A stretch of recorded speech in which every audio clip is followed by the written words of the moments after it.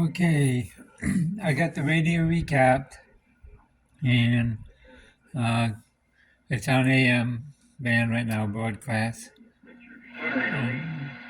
And you can hear some static in there. That's my local station. It's getting some noise from the lights too.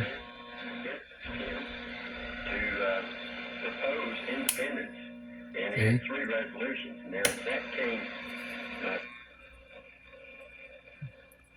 But it's working. But we got some noise. If I shut my light off. That's full volume. Of course, I don't get good signals in here. I got a metal roof.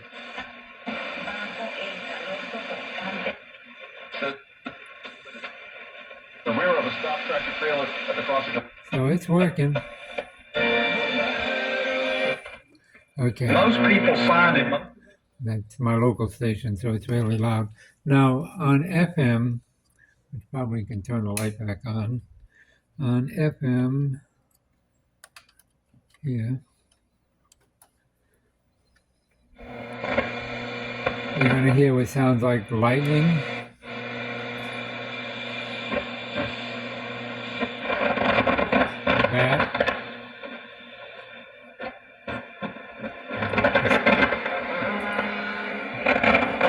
That is the dreaded SMD, silver Mica disease. And everybody who works on these radios and later models up from the late 40s, early 50s, all the way up to until they came out with transistors and improved IF frequency components. You get silver Mica disease. That whole era, that mid-century era, and it's in these IF cans. And 3 of the cans are the same, 1 is different, but the capacitors in there are deteriorated. They have eroded, and when silver mica deteriorates, it becomes conductive. So what happens is you have a primary and a secondary in each can, right? This one's just FM, but it has a primary and secondary, and the primary is high voltage. That's what feeds the plates of the tubes, right? The secondary is low voltage. It's connected to ground. But when silver mica disease happens on the capacitors, what it does is it migrates across and shorts out from the high end to the low end. If you want to diagnose or verify that that's the case, what you can do on these is remove the wires off the secondary of the coil from the bottom and then turn the radio on and check the voltage on the secondary. You should have 0 volts. You're most likely going to have some voltage between 0 and high voltage, probably really close to high voltage. That's an indication that it's shorted. Now, when this first happened, it happened on AM and FM. It's not as bad as on AM as FM, but on AM we have sensitivity issues where it's not pulling in as much as it should, and it's not as loud as it should. That means that the silver mica disease on the AM band, on the AM side of the IF cans, is shorted really bad. It's almost a dead short. So rather than hearing a lot of static, the static is intermittent short. So you don't hear that intermittent short because it's a short. So what you do hear is a degraded system. You got high voltage going directly to ground on the secondary side, which is pulling down your B plus voltage, and as a result, you don't have the system's not amplifying, right? It needs voltage to do that. So that's not good. On FM, the migration is not as bad, or it's as bad, but it's not a dead short, and so it arcs. it arcs from the primary to the secondary side of the coils. And that arcing is the exact same thing as lightning outside. It's an electromagnetic force. It's a voltage spike that jumps across. It's the same thing you get when you have speaker wires that are degraded and you're listening to music on something and you hear static sound, or you move the wire around and you hear static sound. It's an intermittent short. It shorts and then lets go, shorts, lets go. That causes that static sound. And that's the same thing. It's a shorting out of the audio signal. That's what's happening in these cans. They're shorting out because the mica capacitors are bad. The reason that happens is because up until the late 40s and even into the early 50s, most manufacturers used the old style intermediate frequency cans, IF cans. And what they were is a sheet of mica with a metal plate on both sides, top and bottom, and that makes a capacitor. And they don't fail. But at this point in time, instead of doing that, in order to save money, the people who made the IF cans, which is usually not the manufacturer, they buy the cans from another company.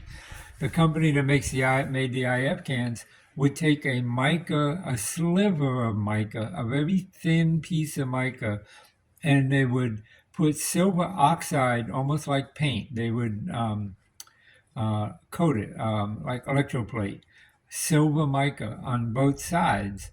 And that silver mica, that silver on top of the mica is the problem. It's a very thin sheet of silver that's actually plated on the mica. It's not that the mica goes bad, it's that the silver has issues. The silver will create what we call, a lot of times people call tin whiskers, which will a lot of times affect the plates in the tuning condenser.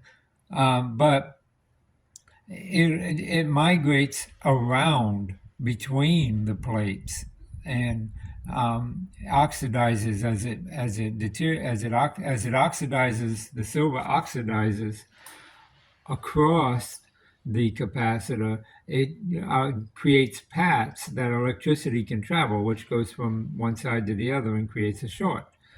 It's not really tin whiskers. It's more just the oxidized silver is conductive, and it actually moves silver ion atoms across the gap, and that's where the electricity jumps across. And the static is when it's not really bad. Degrade signal may not have any noise at all, or may have very little static sound, and that's where it's pretty much totally shorted across. So, and I'll show that when I pull one of these cans out and take the disc out. You can also do a search on YouTube. You'll find a lot about silver mica disease.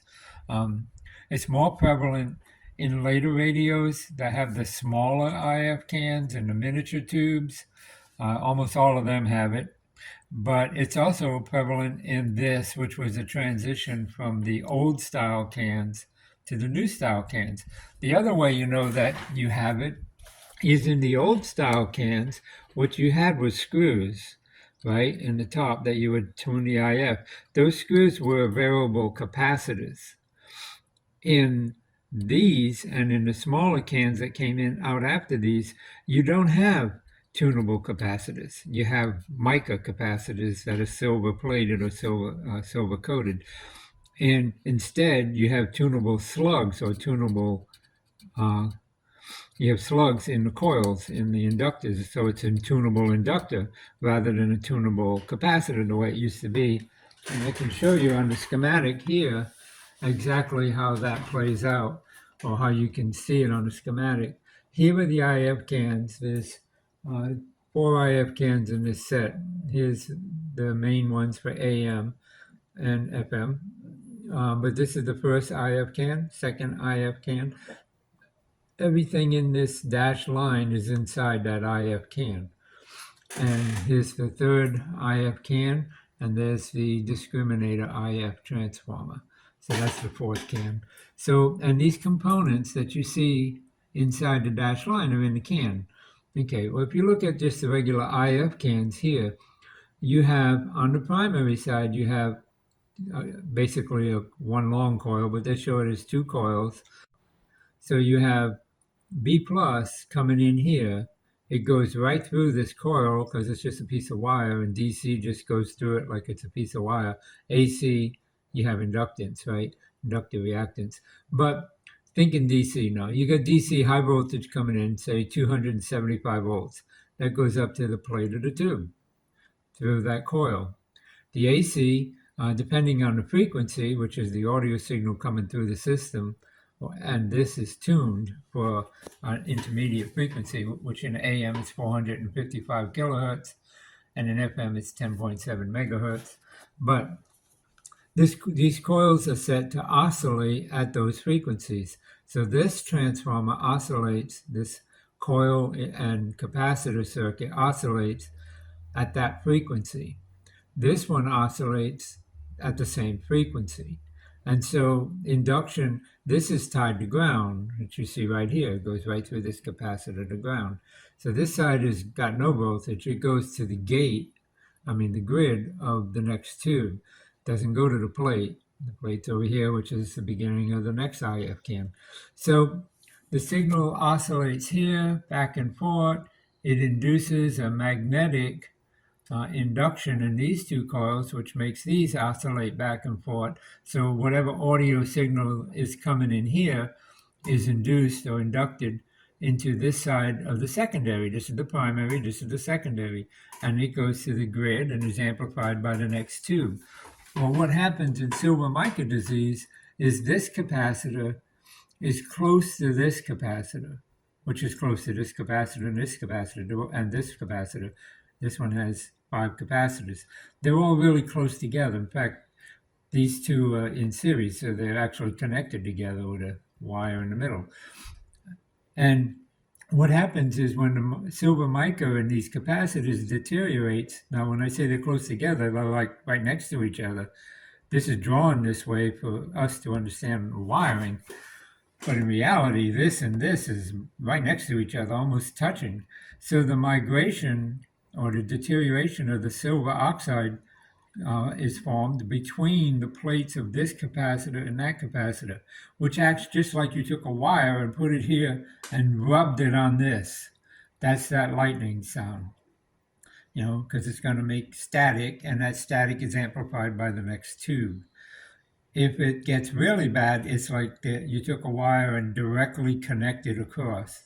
So now you're not creating static because you're not rubbing the wire. It's just a dead short. So where you should have low voltage here on the grid of this tube, you end up with high voltage on the grid of this tube, which shuts the tube down and reduces the volume and the sensitivity and selectivity and everything else.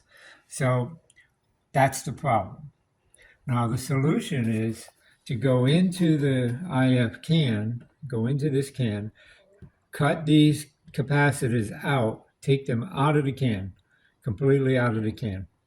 And then on the bottom, outside of the can, where these numbers here, those are metal leads that come out of the bottom of the can, sort of like pins of a vacuum tube, right? They come through the chassis, and that's where the wires solder to those numbers, to those pins that go to the radio. Okay, so they're external to the can. So what you can do is, like, this capacitor goes from here to here.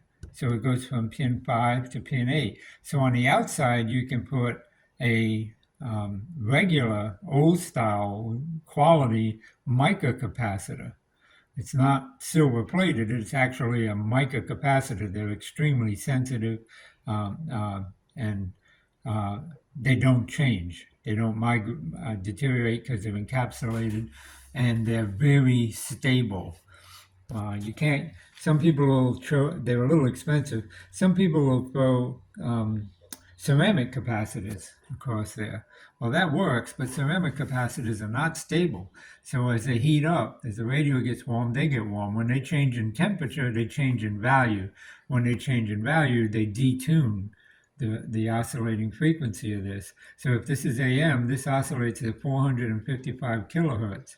And that's what we peak the coil to make sure it's on right on 455 kilohertz. If you use ceramic capacitors down here, they're going to change with temperature, and this is going to drift either down to 400 kilohertz or 390 or up to 500 kilohertz, depending how the capacitors drift. So you have to use silver mica capacitors. You have to use mica capacitors. They don't have to be silver mica. They just need to be mica capacitors because they're super stable up to thousands of volts, and they don't change in temperature. Their value stays constant. That's why they're used. Now, the way you know by the schematic whether you got an issue with possible silver mica is, like I said, if they have variable capacitors, they'll have a screw in the top of the can that adjusts the capacitor value to make it oscillate at the right frequency. So when you set the IF, you adjust those capacitors. In cans like this, you'll see these symbols. Sometimes you'll see it in between the coils. And what that means is that it's adjustable coils. It has slugs or rods that go down between the coils and change the impedance of the coil. So when you do the IF tune, you're still turning things, but you're turning carbon rods that go down. You're screwing them in and out of the coils to adjust the resonant frequency of the coil, or to set it to 455 kilohertz. The capacitors are permanent. They don't change value. They don't have screws in them. They're not changing. They don't have this arrow, which would be, let's see, like this. That's an adjustable capacitor, trimmer capacitor. These are not adjustable. These are permanent, which means silver mica, and at this era. And that means that these are probably going to have silver mica disease. And sure enough, that's what we got in this unit. Before they started doing this, they had trimmer capacitors in the cans. So you adjust the capacitors. They weren't silver mica, and they didn't have slugs to adjust it. The coils were just regular coils. And instead of adjusting the coil, you adjust the capacitor. And why that made a difference is because they didn't have the plated mica with silver that oxidated and caused problems. They would just trim two pieces. There was a piece of mica with two metal plates, one on top, one on bottom. That's why it's drawn like that. So it had mica in the middle and two plates, and the screw would actually close and open the gap between the mica. So there was no migration possible. It didn't have silver on the mica. And so it was actually most likely steel, right? Or galvanized, just metal. It wasn't silver, it was just plates, metal plates. So the older radios actually still work. The cans still work. So only time you have silver mica disease is in the newer IF cans. And this radio definitely has that problem. Unfortunately, it's like the worst problem to have to deal with, worse than degraded wires, because it's a big job to take them out. You have to calculate what the value of those capacitors needs to be. And there's mathematical formulas, algebraic formulas you got to use to do that, or you can do trial and error, which is not the best. So some people will put a trimmer capacitor down here. No, trimmer capacitors are really expensive. You wouldn't want to put them in a radio permanently, but they would put a trimmer capacitor down here, tune the radio with the trimmer capacitor, take the capacitor off, measure the value of that it's tuned to, and then get a mica capacitor of that value and solder it in, like between 5 and 8 in this particular tank circuit. These are called tank circuits. So there's 1, 2, 3, 4 tank circuits in there. And that's one way. That's probably the best way, of second to calculating it. And to calculate it, it's about the same, but it's a step simpler because um, you use more math and less trial and error, and you're not soldering and unsoldering, and things change. We're talking very, very tiny numbers.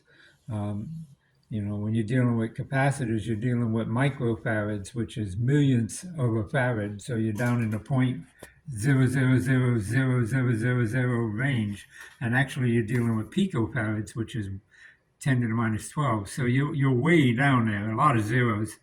Usually around 9 zeros and then 100 or something like that. They're usually around 100 picofarads, give or take. The other way to do it is you disconnect it, take the capacitors out so they're no longer on the inductors, which you got to do anyway, and then measure the inductance of the coil, which is in most likely microhenry. Then once you measure the inductance of the coil, then you use an algebraic formula to figure out what the resonant frequency would be. What the capacitor reactance should be, or the capacitor should be, to create resonance in this tank circuit at the frequency that you need. In this case, 455 kilohertz. So you could calculate the X of L based on that formula, and then the X of C is exactly the same as the X of L at resonant frequency. So then you can calculate what the capacitor is. Right down to fractions. It's that specific. So that's the approach we will take. That is the most logical approach. Now, once you get done with that, you still have tuning slugs in the coil, so you got room to play with. What we'll probably do to give us a little more room, I don't know, we may not even need to, but what we could do, ideally, is send to these slugs in the middle of the range, up and down. That way we got play going up and we got play going down. We can adjust it however we want, and then calculate the capacitors based on that center point, which is basically re-engineering the IF can. That's how engineers made it in the first place, and most likely they did center them when they decided what value capacitors to use. But what you do on a paper and what you do in reality is usually not the same, because you got different resistances, you got the sides of the wires, the diameters of the wires, you got so many different things at play. You got voltage changes, you got there's a lot involved. So engineers, though they originally might have done it at the center, they may have, when they went to production, realized that this particular slug needed to be halfway up and this one halfway down, between the half point and down and between the half point and up. They had to adjust them. And then once they got them adjusted and they were working at the right frequency, then they sold them to Zenith and RCA and everybody else to put in their radios. So they were made by companies that just made IF cans. But we know the formulas, and I'll go over that in a little bit in this video, later in this video, to show you how to calculate what these need to be. This will most likely be a multi-part video on just doing these IF cans. I'll show you how to take them out, how to take them apart, what the capacitors look like, what the migration looks like, and all of that, and then we'll go from there as far as calculating what they should be. But they got to be replaced. It's time consuming. Time is money, right? It's time consuming, and there's parts required. Mica capacitors have to be purchased. But at least we can get a good, accurate estimate on those capacitor values all the way down into the decimal point range, because the formulas are extremely accurate. So we'll get to all of that, but and it won't be too heavy math. I'll skip a lot of the converting from one stage of math to the next, and we'll just look at the actual formulas to calculate those numbers. And that's not really difficult. It's something that you should know if you work on radios. You should, just like you should know Ohm's law, you should know impedance laws. Impedance in ohms is resistance, right? Ohm's law deals with resistance, voltage, and current. Impedance deals with, well, it deals with some resistance, but mostly reactance, which is measured in ohms, just like resistors. Reactance, inductance, and capacitance, and frequency. So frequency comes into play because they got to be tuned at a specific frequency in order for the radio to work. So we're going to look at all of that, and it'll be an informative series, so I hope you watch it. We'll stop here, and I'll continue in the next part. Thanks for watching.